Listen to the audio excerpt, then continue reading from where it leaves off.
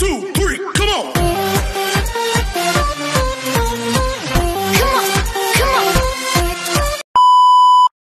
Hello beautiful people! Welcome back to my channel. This is your Mama Sam. Hello mga amigo, amiga, kumare at kumpare. Kamusta kayong lahat? Sana lahat po kayo ay okay at safe ngayong araw na ito. At syempre ko naman ang tatanungin nyo, nakikita naman ninyo ang beauty ng Mama Sam ninyo. Fresh overload pa rin, di ba? Ganyan talaga kapag umiinom ka ng maraming vitamin C, plus kumakain ka ng maraming banana. Dahil sa banana, mas nakakaloka ang kagandahan ng Mama Sam ninyo. Charot! So, kamusta naman kayong lahat? Syempre, bago ang lahat, gusto ko munang batiin si John Herbie ng happy birthday! Happy birthday sa iyo, John Herbie. I wish all the best. Syempre, good health para sa iyo and more money to come. So, yon.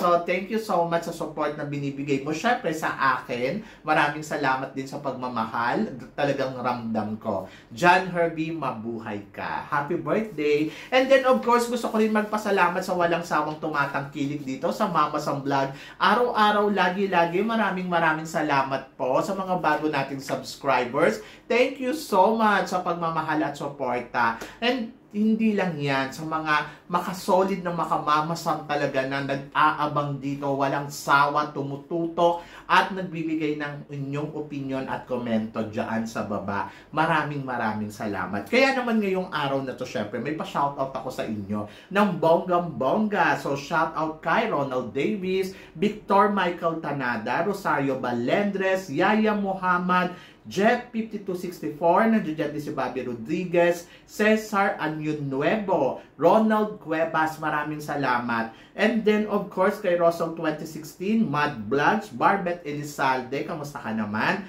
And then, of course, hindi rin natin makakalimutan si Ricardo Jr. Quinyosala, Snake Gem, thank you. Bren Baluyot, Glenn Pascual, Marilyn Lagsa, at saka syempre, hindi rin mawawala dyan si Miriam Milanes, Melinda Martinez, Dave Velasquez, Lara High 5K, thank you so much. At saka syempre, bago natin makalimutan, syempre ang nag-iisang Diyosa ng kagandahan, si Eddie, thank you so much. And then of course, thank you so much din kay Attorney Cornelo Dilag at saka kay Maverick, thank you so much. At gusto ko rin magpasalamat syempre kay Jervin and Carlo Magat. Jervin Ligaspi, shout out sa iyo, at saka kay Carlo Magat. Thank you. Kay Madam Henrietta Solidad na lagi din tumututok dito araw-araw, lagi-lagi. At saka kay Madam Jenna Lynn Napaton. Maraming salamat. At hindi lang yan, syempre, kay Christine Ann Perez, ang Diyosa ng kagandahan. At saka syempre kay Arpen, thank you so much. At saka kay syempre Madam Catherine Kane, di ba? So thank you so much sa suporta at love ng ate ko. So yon, so sa inyong lahat, maraming salamat po. At syempre marami akong hatid na chika ngayong araw na to na talaga naman, oh my gosh, magtataas ang kilay ninyo ng bonggang-bongga sa mga pag-uusapan natin ngayon. Kaya guys, huwag na nating patagalin ang ating mga chika. Para sa unang chika, Mama Sam, anong masasabi mo sa Miss Grand Philippines Batangas na si Bea May Sumulong for 2025? Well, ang masasabi ko, maganda siya. Oo, maganda. Talagang ngayon pala nararamdaman ko na yung eksena niya na gusto niyang manalo dito sa Miss Grand. Gusto ko yung beauty na meron siya, pero syempre kailangan niyang patunayan sa national pageant na kaya niyang mag-compete sa international pageant. Yung ganda nandiyan. At nandiyan din naman talaga, nakikita naman natin na talaga namang paandar na siya ngayon pa lang. Ayun yung sinasabi ko sa mga kandidata na dapat maaga pa lang ay nagpapaandar na kayo kung meron kayong planong sumali sa Miss Grand. Para alam mo yun, nararamdaman yung presensya ninyo, and then yung mga followers, pinafollow kayo ng bonggang-bongga. So, looking forward ako kung anong maipapakita niya sa darating na Miss Grand Philippines. And then, tingnan natin kung maipapanalo niya to. Isa din sa mga inaabangan kong kandidata ay si Michelle Arceo. Ayan, si Michelle Arceo. Gusto ko din to na sumali ngayong taon na to. Kung walang sasaling mga veterana, I think Michelle Arceo na okay magbalik sa Miss Grand Philippines. And I think kaya niya din to kasi iba din yung ganda ni Michelle Arceo.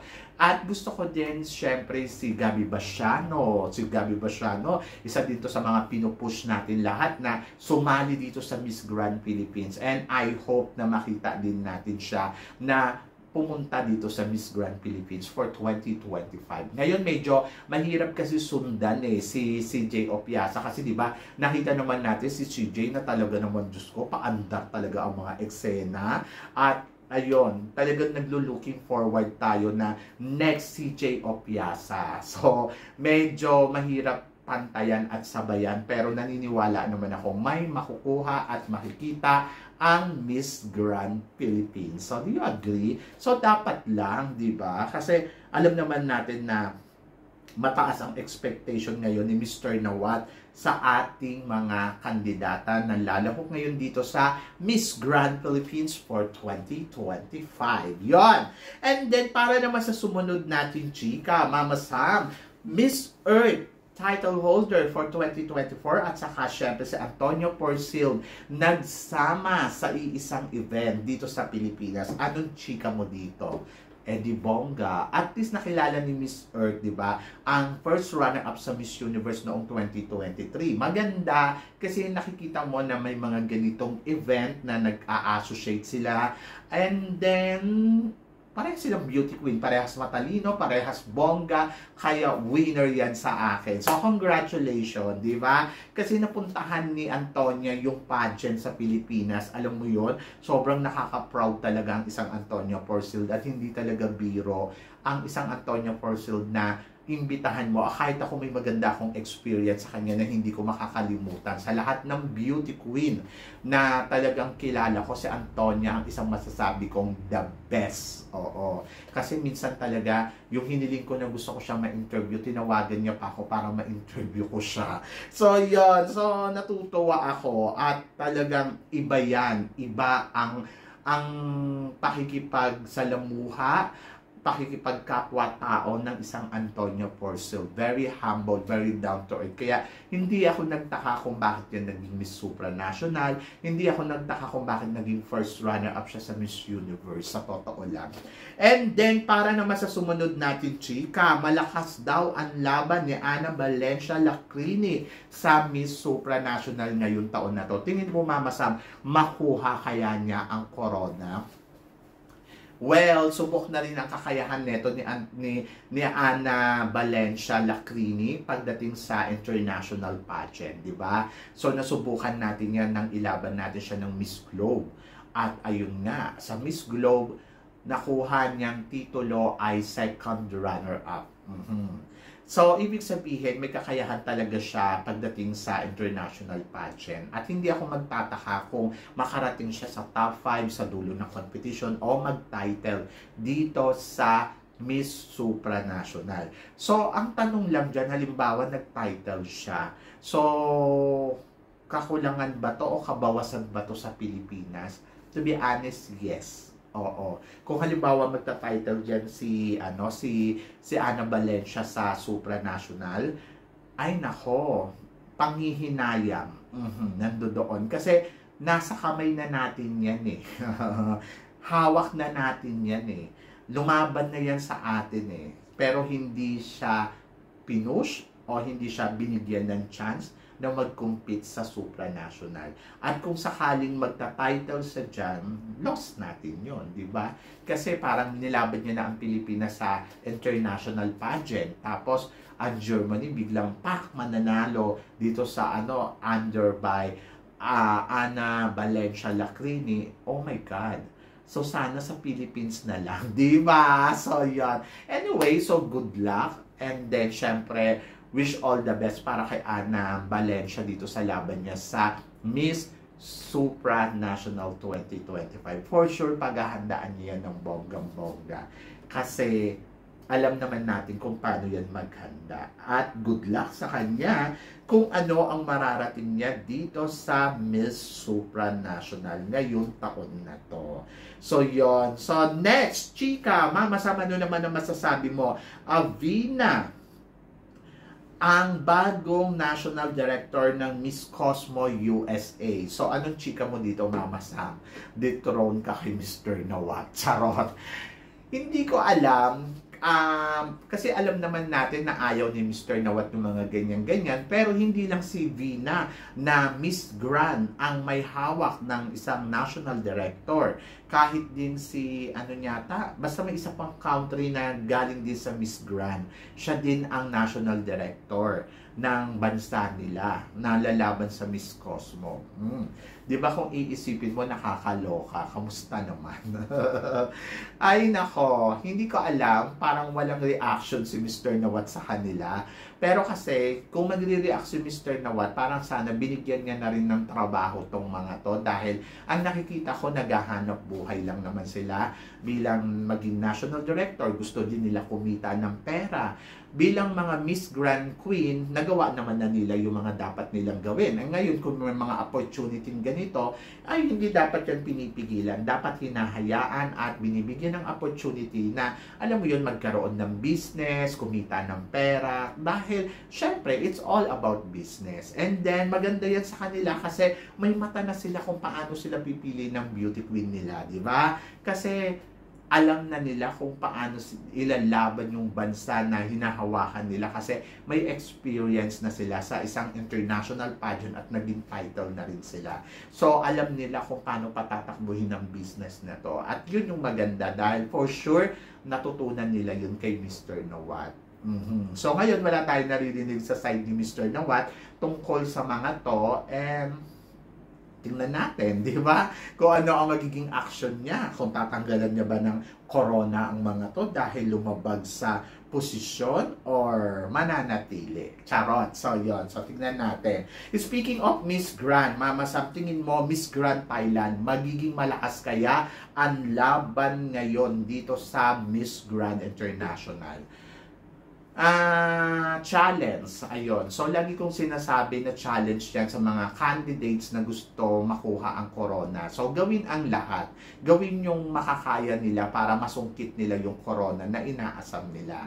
So, medyo malakas ang kumpiyansa neto sa sarili niya at talagang magaling kung paano makipag-compete sa national pageant. Pero hindi ko lang alam pagdating sa international pageant kasi yung experience naman natin kay Miss Phuket nung nakaraan taon ay medyo nawala sa eksena yung pambato nila, di ba? So, yon kasi parang kung iisipin mo, malakas din yon sa Thailand. Imagine mo, naligwak niya 77 candidates. Pero pagdating sa Miss International, sa Miss Grand International, hindi umobra yung beauty niya.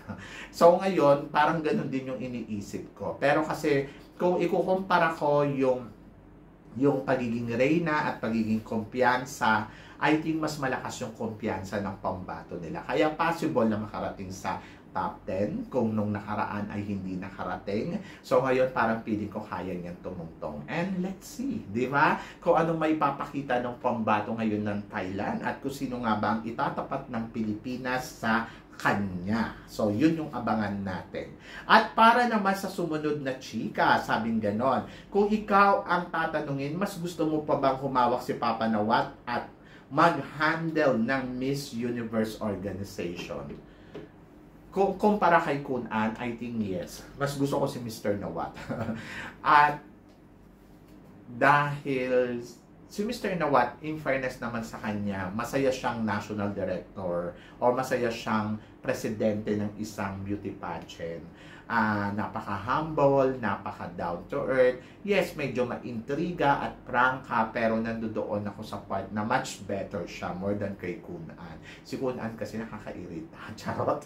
So, yun. Si Kun An kasi parang feeling ko, hindi niya alam kung paano i-handle yung ganitong sitwasyon. Kung paano magiging fair. Mabait naman si Kun An sa kabilang banda. Pero parang feeling ko mas malalim yung experience ni Mr. Nawat na kung paano magdala ng isang pageant. And then, ayun na nga lang, palihis na tayo ng palihis. Kumbaga parang ang Miss Universe kasi ay honor ng isang USA na, di ba, na pageant. So, sana bumalik siya sa USA. Ayun, mas gusto ko. Mas gusto ko si Donald Trump uli yung humawak, saka sila Paula Sugar. Basta parang dapat nasa USA base siya, hindi sa Thailand. Ayun. So, mas gusto ko sila yung honor doon. Ngayon, parang feeling ko na punta na talaga sa ano yung Miss Universe, parang nag-iba na ang ikot ng mundo.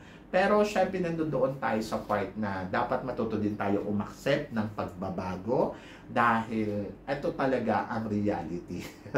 At ito na yon. So yon, wala na tayong magagawa kundi umuo na lang sa kanila ng bonggang-bongga. Kaya good luck. Ang tanong, possible kaya ang Miss Grand Philippines at saka Miss Universe Philippines ay mag-isang pageant na lang in the future. So, yun yung abangan natin. Kasi parang feeling ko possible na mangyari yun. Diba?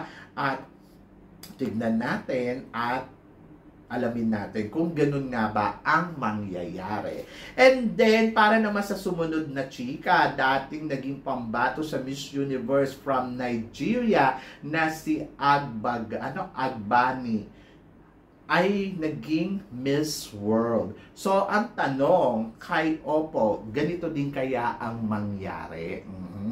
Ayan yung sinasabi ko na si Nigeria na dati siyang naging top 10 lang nga sa Miss Universe. Oo. And then, pumunta siya sa Miss World, naging Miss World. So ngayon, ayan din yung nakikita ko kay Oppo na possible na mangyari. Kaya ako nasasabi na mukhang malakas ang laban nila. Pero syempre, depende sa mga magiging kalaban niya. Depende sa sitwasyon, depende sa mga mangyayari. For now, ang nakikita ko lang naman ay potential at possible. Kumbaga parang potential kasi parang alam mo, may experience na siya at malayo ang may napatunayan, malayo ang narating niya sa Miss Universe, nakarating ng top 5, aminin man natin o hindi. So ngayon, kung maganda yung ipapakita niya dito sa Miss World at magugustuhan ni Madam Julia, possible na mapunta sa kanila ang corona. But depende pa din yan sa magiging sitwasyon, depende yan sa magiging laban at sa mga makakalaban niya. Kung walang much better sa kanya, maaaring siya ang manalo. Pero sabi ko nga, hindi mo rin naman matatanggi na medyo dapat kabahan din siya sa pambato natin. Kasi yung pambato natin, talagang alam ko na marunong din to maglaro. Kaya yun yung abangan natin sa Miss World. But yung potential na maging Miss World ang Thailand ngayong taon na to, possible na mangyari yun. And tignan natin kung magiging taon nga ba nila ang Miss World. So malalaman natin yan sa susunod na buwan. So yun, so medyo interesting and exciting.